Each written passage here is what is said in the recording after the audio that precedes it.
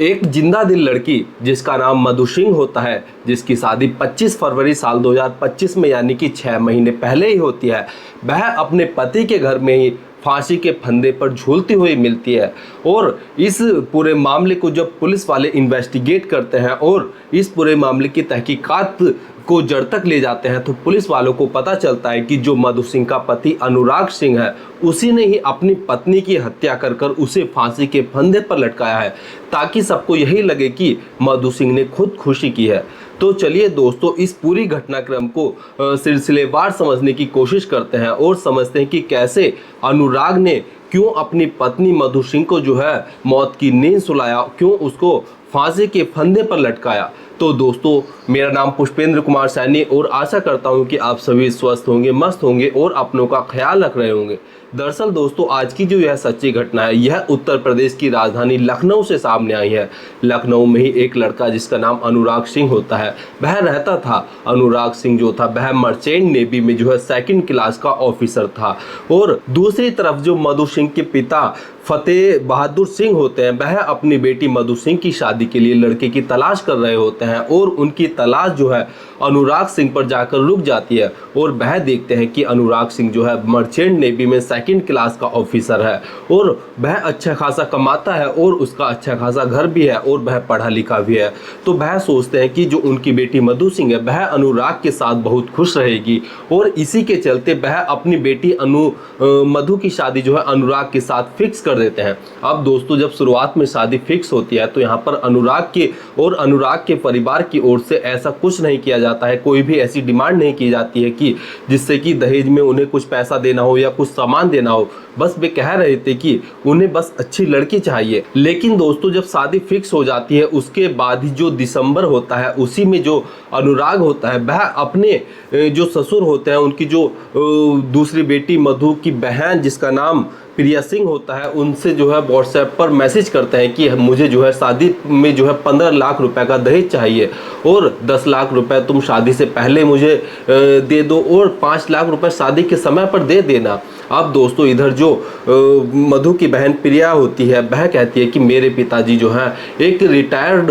है और उनके पास इतना पैसा नहीं है कि वह आपको इतना 15 लाख रुपए की रकम दे सके। मेरे पिताजी केवल आपको 5 लाख रुपया कैश देंगे और इसके अलावा जो शादी में जो अन्य सामान होता है, वह सभी सामान पिताजी की ओर से जो है दिया जाएगा और शादी का जो भी खर्चा होगा वह सब मेरे पिताजी की ओर से किया जाएगा। अब दोस्तों, शादी का समय आता है और 25 फरवरी 2025 का शादी का दिन फिक्स होता है और इस दिन मधु और अनुराग की जो है बड़े ही धूमधाम के साथ जो मधु के पिता फतेह बहादुर सिंह होते हैं, वह अपनी बेटी की शादी बड़ी ही धूमधाम से अपनी औकात से भी बढ़कर जो है अपनी बेटी की शादी कर देते हैं। अब दोस्तों, शादी होने के बाद जो मधु सिंह होती है, जब वह अपने पति अनुराग के घर पर जाती है तो वह सोचती है कि जो मेरा पति है वह काफ़ी अच्छा होगा और उसका काफ़ी अच्छा ख्याल भी रखेगा। लेकिन दोस्तों, जब शादी को लगभग 15 दिन का समय बीतता है तो उसके बाद जो अनुराग होता है वह अपना असली चेहरा मधु को दिखाता है और वह दहेज के लिए अपनी पत्नी मधु को जो है प्रताड़ित करना शुरू कर देता है। क्योंकि दोस्तों, यहाँ पर जो अनुराग था वह अपनी पत्नी से कहा करता था कि तुम शादी में लेकर ही क्या आई हो, तुम्हें अपने पिताजी से पैसे लेने चाहिए। और इसी के लिए जो अनुराग था वह मधु को फोर्स किया करता था और इसके जवाब में शुरुआत में मधु कहती है कि देखो, मेरे पिता ने औकात से बढ़कर शादी में खर्चा किया है, अब उनके पास कोई पैसा नहीं है। लेकिन अनुराग जो था वह मधु को डराता है, धमकाता है, उसे मारने की धमकी तक देता है, जिससे डर के चलते जो मधु होती है, जब वह शादी के बाद होली का समय आता है और वह अपने घर पर जाती है तो वह इस बात को अपने पिता फतेह बहादुर सिंह से बताती है कि ऐसे ऐसे जिस लड़के अनुराग से तुमने मेरी शादी की है, वह तो बहुत ही जो है कठोर किस्म का आदमी है और वह दहेज के लिए मुझे काफ़ी मारता है, पीटता है और दहेज लाने के लिए, पैसा लाने के लिए मुझे प्रताड़ित करता है। अब दोस्तों, यहाँ पर जो मधु के पिता फतेह बहादुर सिंह होते हैं वह भी सोचते हैं कि शायद कुछ पैसे देकर जो है बात बन जाएगी और इसी के चलते जब होली के बाद मधु वापस अपनी ससुराल में जाने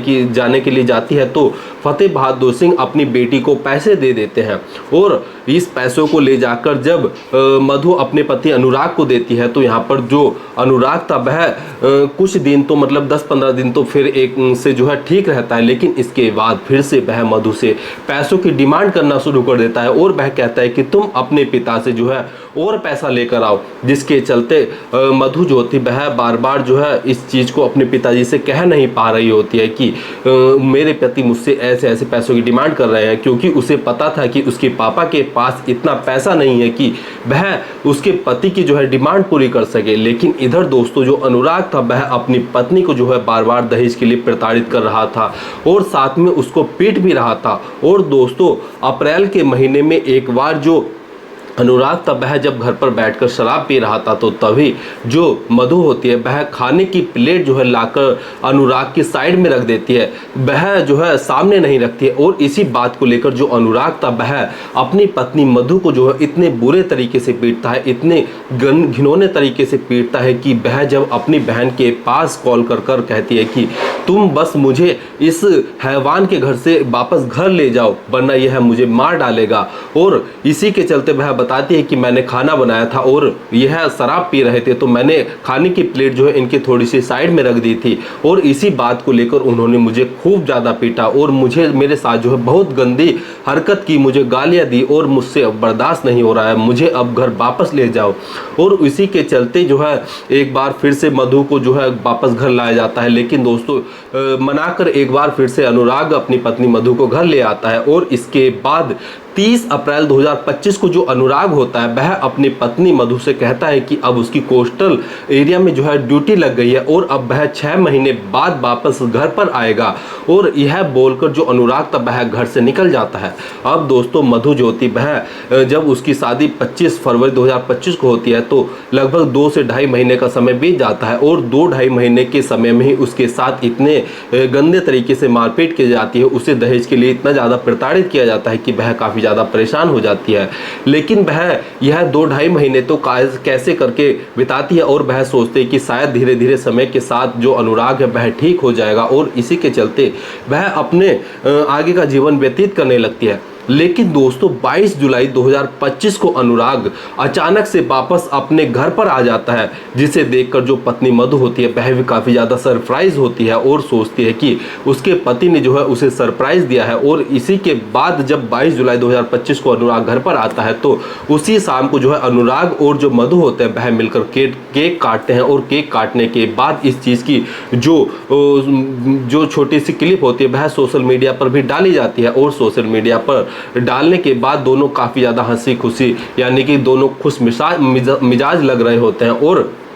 इसी के बाद जो अनुराग था वह 2-3 दिन फिर से ठीक रहता है और फिर वह अपनी पत्नी को जो है दहेज के लिए प्रताड़ित करना शुरू कर देता है, जिससे मधु सोच रही थी कि जो उसका पति है वह समय के साथ बदल जाएगा और वह उसके साथ ऐसी गंदी हरकत नहीं करेगा। लेकिन वह मधु का जो सोचना था वह गलत होता है और यहाँ पर जो अनुराग था वह फिर से जो है दहेज के लिए प्रताड़ित करना शुरू कर देता है, वह फिर से अपनी पत्नी को मारना पीटना शुरू कर देता है। और दोस्तों इसके साथ ही अब समय आता है 3 अगस्त 2025 का यानी कि रविवार का दिन, जब अनुराग जो होता है वह अपनी पत्नी मधु से जो है कहता है कि चलो आज कहीं घूमने चलते हैं। और मधु भी सोचते हैं कि आज उसके पति का मूड जो है वह काफ़ी अच्छा है तो वह अपने पति के साथ घूमने के लिए उसके साथ कार में बैठकर जाती है। अब दोस्तों पूरा दिन तो यह घूमते हैं। उसके बाद जब वापस घर पर आ रहे होते हैं तो रास्ते में ही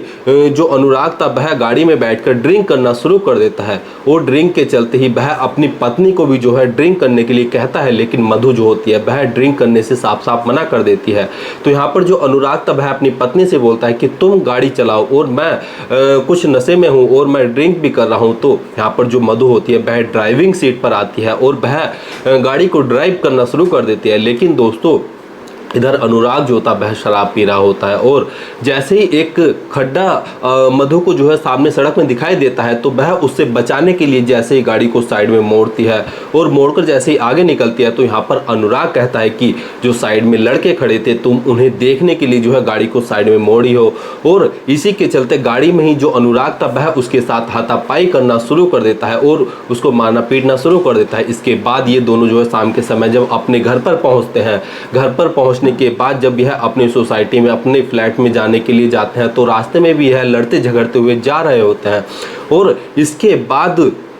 जो है शाम का समय आता है और रात के 8 बजे के करीब जो मधु थी वह अपने बहन प्रिया को जो है कॉल कर कर बताती है कि उसका पति उसके साथ काफ़ी ज़्यादा मारपीट कर रहा है, वह उसको जो है काफ़ी ज़्यादा मार रहा है और उसे जो है काफ़ी ज़्यादा दहेज के लिए प्रताड़ित कर रहा है। और ऐसे ऐसे रास्ते में जो है मुझसे मैं गड्ढे को बचा रही थी और उसके लिए मैंने गाड़ी को साइड में लिया था, तो उसके लिए कह रहा था कि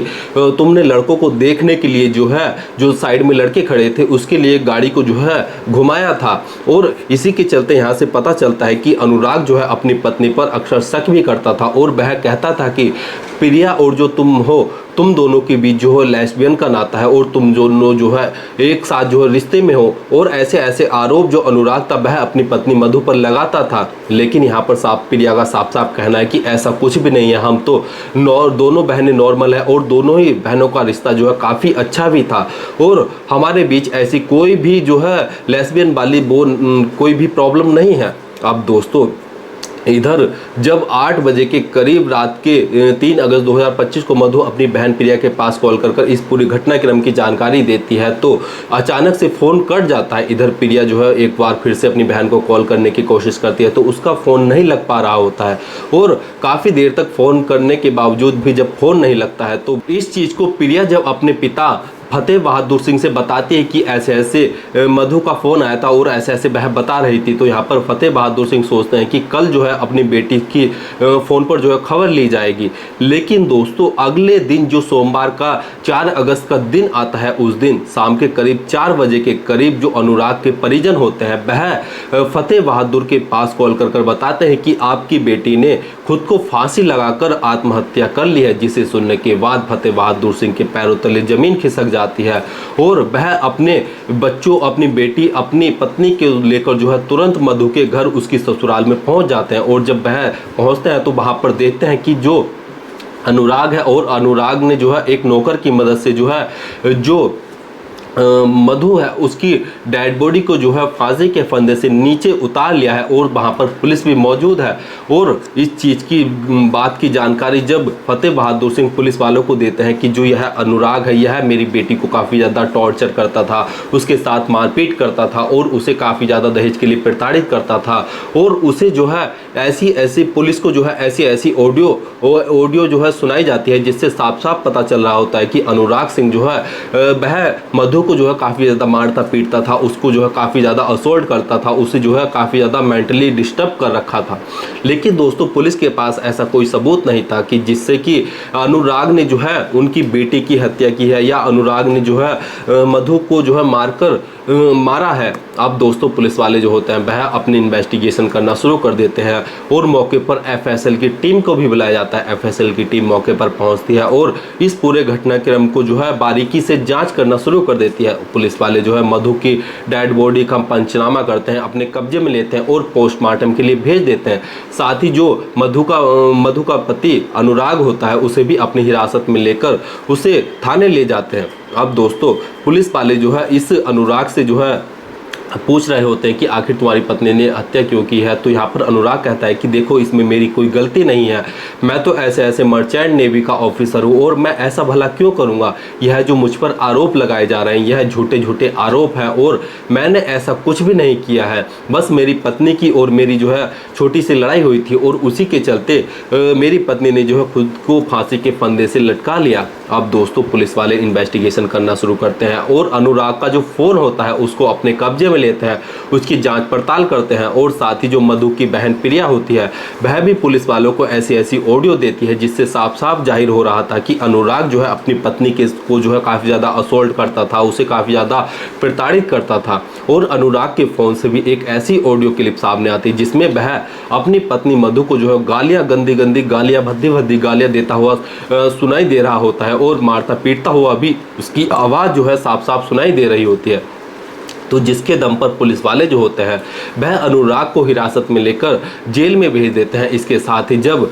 मधु की डेड बॉडी की पोस्टमार्टम रिपोर्ट आती है तो उसमें साफ साफ लिखा होता है कि जो मधु की हत्या की गई है वह गला दबाकर उसकी हत्या की गई है, ना कि उसकी फांसी के फंदे पर झूलकर मौत हुई है। और जब इस बात का पुलिस को पता चलता है तो पुलिस वालों का जो शक था वह साफ साफ अनुराग पर जाता है। और पुलिस वाले जब अनुराग के साथ सख्ती के साथ पूछताछ करता है तो अनुराग जो है अपना जुर्म कबूल कर लेता है और वह पुलिस को बताता है कि हाँ, मैंने ही अपनी पत्नी मधु की जो है हत्या की थी और उसके बाद मैंने उसको जो है फांसी के फंदे पर लटकाया था। और सुबह जब मेड घर पर आई थी तो मैंने मेड को भी जो है फ़ोन कर बोल दिया था कि आज घर पर कोई नहीं है तो वह घर पर ना आए, लेकिन मेड उसके बावजूद भी घर पर आ गई थी, लेकिन मैंने अंदर से दरवाज़ा नहीं खोला था तो मेड वापस घर चली गई थी। और ऐसा ही जो मेड का जो बयान था वह मेड का भी बयान ऐसा ही होता है। और उसमें मेड ने साफ साफ कहा था कि जब मैं अनुराग के घर पर पहुंची थी तो दरवाज़ा अंदर से बंद था